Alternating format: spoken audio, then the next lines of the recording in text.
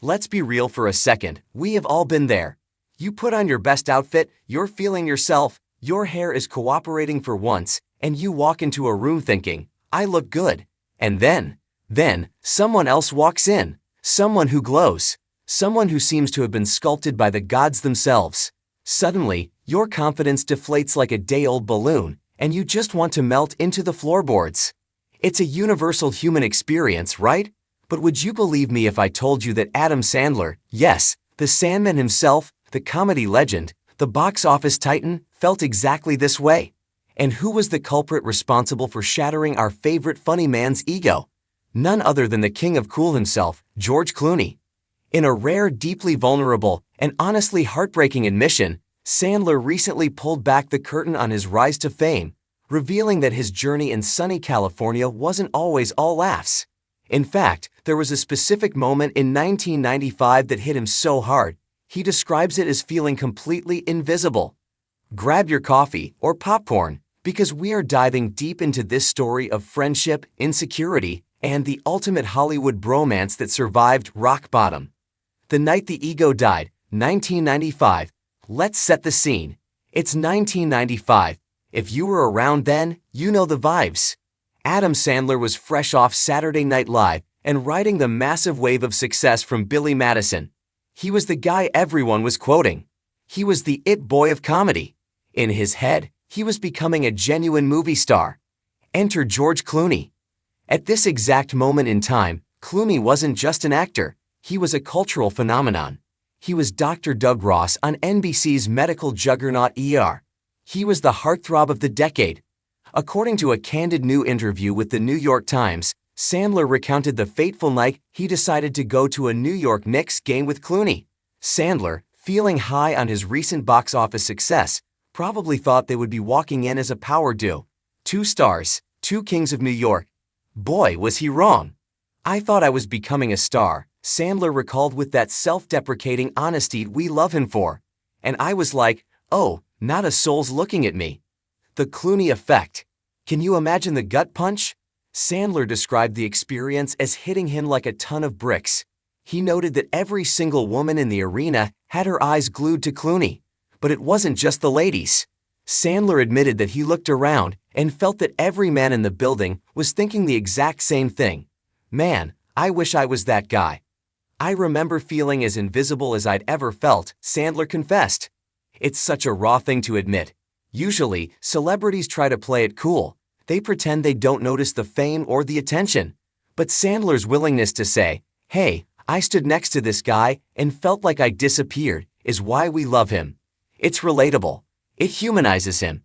It reminds us that even the people we think have it all made, people with millions of dollars and fans screaming their names, still deal with insecurity, comparison, and that nagging feeling of not being enough. It was a reality check. It was the realization that while Sandler was the funny guy everyone wanted to grab a beer with, Clooney was the guy everyone wanted to be, or be with. That's a hard pill to swallow when you're young, ambitious, and trying to carve out your place in Hollywood. From insecurity to bromance. Thankfully, this story doesn't end with Sandler crying into a pillow. It's actually the foundation of a beautiful, enduring friendship. Clooney, for his part, seems to have been totally oblivious to Sandler's internal crisis during that game. In his typical charming fashion, Clooney remembers the outing simply as really fun. Of course, it was fun for him. He was the center of the universe that night. But the fact that they have kept in touch for 3 decades speaks volumes. They navigated the shark-infested waters of Hollywood in very different boats, Sandler in his comedy yacht and Clooney in his dramatic speedboat, but they stayed friends. Flash forward to August 2025. The pair stepped out together at the Venice Film Festival, and the dynamic had clearly shifted. Gone was the insecure young comedian feeling invisible. In his place stood a confident industry veteran goofing off with his pal. Photos from the red carpet showed Clooney grabbing a camera and playing photographer, snapping pictures of Sandler. It was a sweet, full-circle moment. The guy who once stole all the attention was now happily turning the lens onto his friend. It shows a level of mutual respect and love that only comes with time and maturity. The J. Kelly era, a dream team. Now, for the news that has movie buffs absolutely buzzing. After years of parallel careers, Adam Sandler and George Clooney are finally sharing the screen in a major way. The duo is starring in the highly anticipated film J. Kelly, directed by the brilliant Noah Baumbach. The movie is set to hit Netflix on December 5, and based on the early buzz, it's going to be a must-watch. The plot sounds fascinatingly meta. According to Deadline, Clooney plays a movie star with an identity crisis. Ideally, the character doesn't go to a Knicks game with a younger, better-looking actor, or we might have art imitating life a little too closely. Sandler has been gushing about the experience of working with his longtime friend.